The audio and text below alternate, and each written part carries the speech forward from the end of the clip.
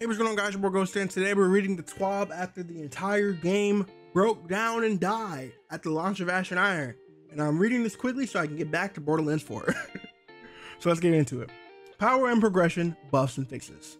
When Ash and Iron went live earlier this week, many of you quickly hit the new and expanded power band of 450 and then started reporting that it felt off. Way off. I couldn't even get to 450. I'm at 407. We fully agree. We are planning a series of fixes to make earning power from 450 more in line with expectations, as well as improve how earning power rewards feel for players. We are prioritizing these fixes as soon as we can safely get them in, and are electing to make them as live updates as we can in the short term. As many through as live updates in the short term. Some things can be changed through LUP, and we will follow up with larger upcoming patches. Live update changes. First off, climbing from 450 to 500 needs to be better. In fact, we want to make the power climb better in general, so we are not solely focused on 450 to 500. The 450 to 500 band, but also want to target how players move up from 300 all the way to 500 in a way that feels better to play through. This upcoming LUP is just the first step. This will help smooth out the journey from 400 to 500 to help players within the striking distance of earning tier 5s. After this, our priorities will be on bands the below 400 to help players feel consistent progress towards the end game power bands. Platinum, 450 to 500 power. So if you get 450 to 500, A plus grade now grants 2, A grants 2, B plus grants 1, B grants 1, C grants you gear at your power level. So gold, 450 to 400 to 450, B grants 1 plus 1 power level, silver grants 1 plus power level from 300. So for me, from 450, I need to get a B plus for a +1 grade. Okay, good to know. On top of these changes, we'll also need to fix scores required to earn the associated grades. The below changes will relieve the pressure on the getting higher scores by requiring fewer modifiers and therefore lower the power delta needed to get an A grade. Live update scoring changes, reducing the number of modifiers needed to reach the scoring forecast. Note how much this helps with your score forecast depends on where you are in the power climb, granting everyone the featured gear score bonus by default.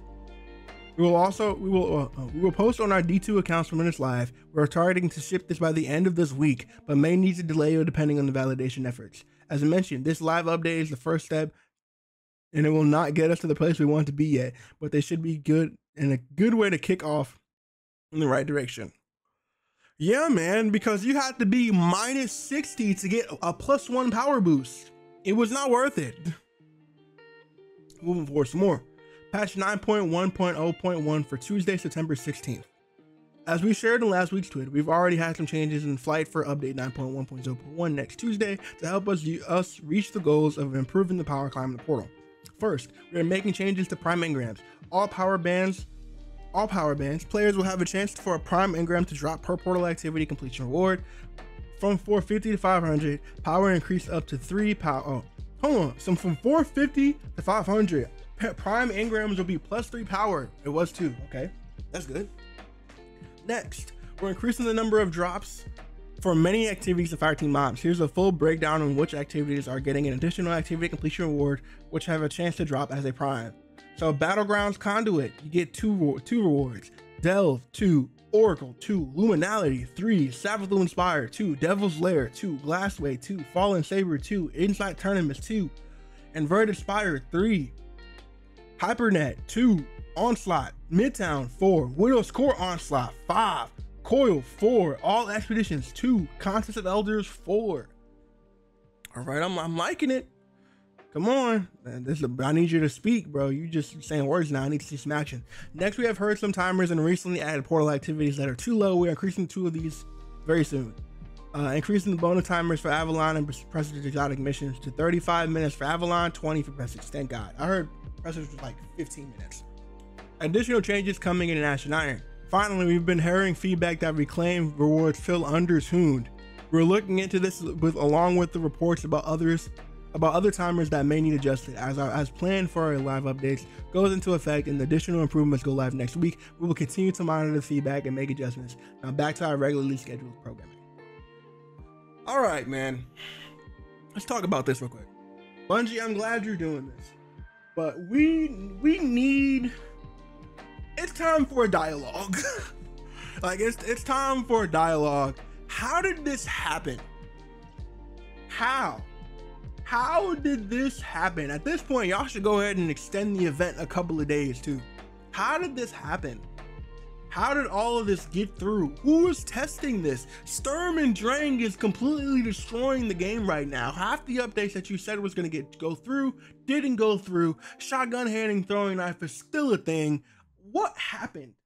Who is testing all this? Y'all need to come on, bro. We need some more information on this. We need some more. This week in Destiny, we gave our first look at Renegades and launched the Ash and Iron Major update, all while we keep working on making meaningful updates to the Portal and other systems in the game. Here's a list of topics today. Ash and Iron is here. We're going to skip past all of this and go right to the Sandbox today because it's just them talking about at least 6-player activity coming, Festival of the Lost. We talked, all this is in the stream already. If you guys want this information out, it's in the stream. Future Sandbox tuning. Our folks in the Sandbox team are working hard on new tuning for all 3 characters, several subclasses, and a bunch of abilities. Their goal is to implement these in Destiny 2 Update 9.1.5, coming in October 7th. Some of them you already knew about, others are new. Check the items below. Warlock. New passive trait. Hold on. 10% bonus for passive grenade damage and grenade energy regeneration. And then +5 bonus grenade damage. Halved in PvP. General. The following Warlock constructs now act as grenade stats and perks. Ionic Sentry, Hellion, League Watcher, Child of the Old Gods, and Arc Soul. For Void, Chaos Accelerate now grants 2 grenade charges. Scatter Grenade now creates 4 more Seekers. Increase charge Seeker damage versus combatants by 25%. Improve charge Seeker tracking by combatant versus combatants. Increase charge Seeker lifetime. Okay. Axion Bolt. Charge Grenade now detonates twice. Increase the charge projectile damage versus combatants by 25%. Reduce the projectile speed when tracking enemy players by 40%. Vortex Grenades now repeatedly pulls enemies into it when charged. Pulls against players is reduced over time. Spike Grenade now charges into handheld Supernova. Suppressor Grenade now charges into handheld Supernova. Void Wall Grenade now charges into handheld Supernova. So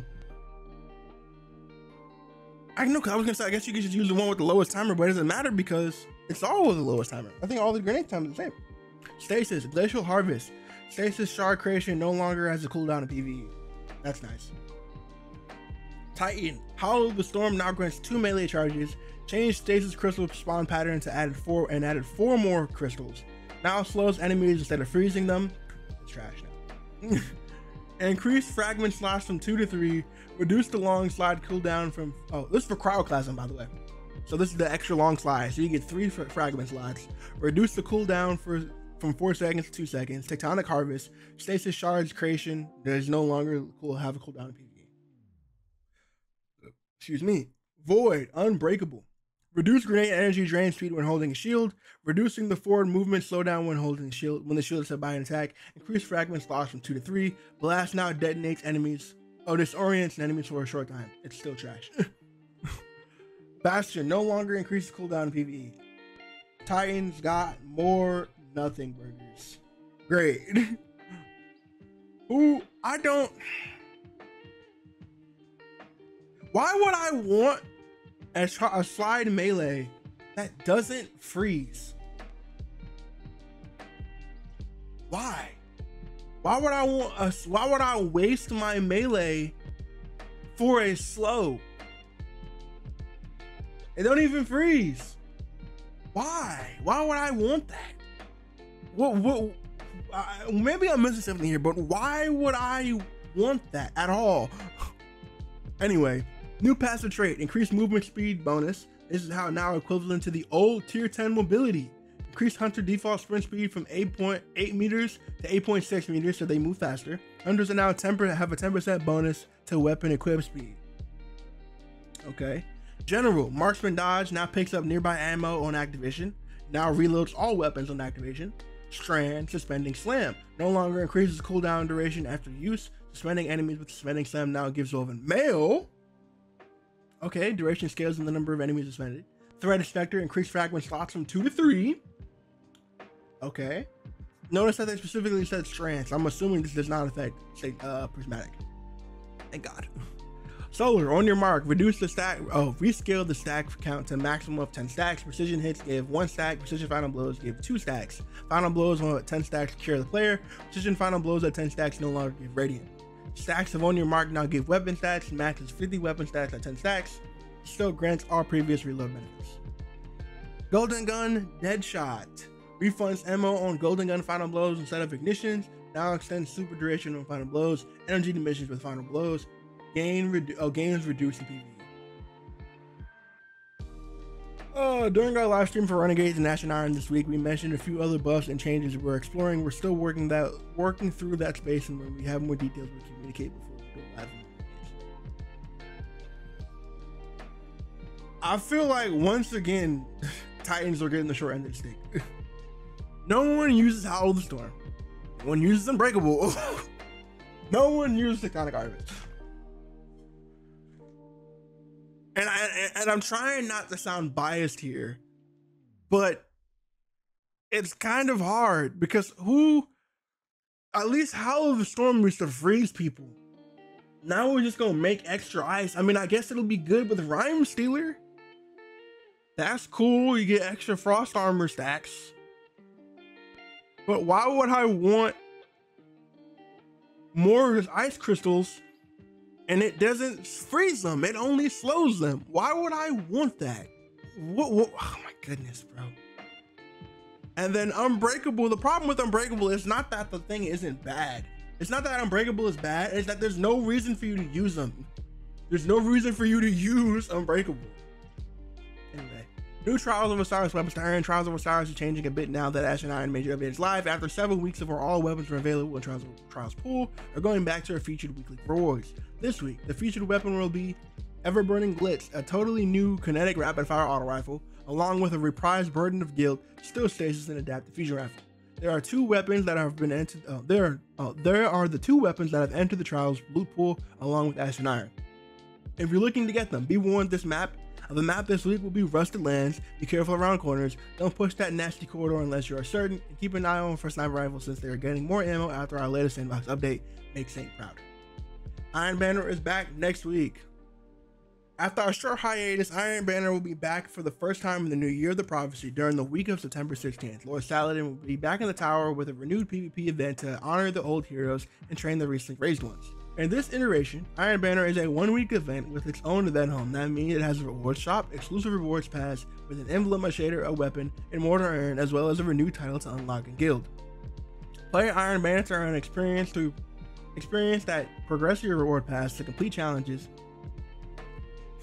Play Iron Banner to earn experience that progresses your reward pass to complete challenges and to grant even more XP, and of course to earn new gear available. We have a reprised set of armor with new set bonuses if you wear the 2 or 4 piece together. Check them out below. The Iron Chromate set, Vigilant Watch, is a 2-piece. As your health gets lower, your weapons gain increased stability handling. Weapon final blows, whether your shields are depleted, heal you. 4-piece, Iron Conviction. When your shields become broken, you gain increased ammo generation, flinch resistance, damage resistance against nearby combatants for a short time. Final blows extend this effect. That's actually a pretty good 4-piece. Along with the new armor, completing Iron Banner matches have a chance to award a returning weapon, the Finite Impactor Adaptive Solar Hand Cannon, with some interesting perk combos for both PvP and PvE along with it. Oh, and along with it, it's Phonoruchia Farah Spread Shot Hand Cannon, and the Ribbon Tail Trace Rifle can also be earned as post-match rewards. And don't forget about the Submersion Crossbow, which has a low chance to drop from any portal activity right now. New comp emblem, and looks bad. One more thing we have seen players talk about is that those of you who reach highest ranks in Crucible competitive playlists, here's your next reward, the Great Pulse emblem. This is easily, in my opinion, the worst one they've released. Bunch of stuff. Bungie Bounty for Good is here. Known issue. The entire game should be on this list. While we close on this twin, the dev team is working hard on making improvements and changes to the game. First through the live updates we shared above, and then update 9.1 on Tuesday. The work does not stop there, and we'll review the feedback and reactions closely to keep moving in the right direction. We are very aware that no matter what we say, it is what you experience when you play that matters. But now that we really value your passion for Destiny 2, and that we want it to feel rewarding every single time. Thank you for your patience. Okay. Bungie, like I said, we need a dialogue. It's time to start a dialogue. It is time to start a dialogue. How does this keep happening? How do you launch a major update? You know how much whiplash most of the community got? We're all fairly excited after the Renegade stream. It was like nice, it looks really cool, excited for the future of Destiny. And then we load up the new major update and everything's broken. Can't even play the dang game. This entire update was literally a giant ad for Borderlands 4. Half of the Destiny community are all playing Borderlands right now. I barely even touched Destiny this week because there's nothing to do. What's the point of playing the game if I can't get my level loot? I can't get no tier 5 because I'm stuck at 400. It sucks. So we need to start a dialogue. The fact that this can't keep happening, we're launching this stuff this broken and then just trying to fix it. The game is damn near unplayable. Anyway, to me at least, I'm gonna go back and play Borderlands 4. Have a good one, y'all. Stay safe. I'll see you next time. All right. Peace.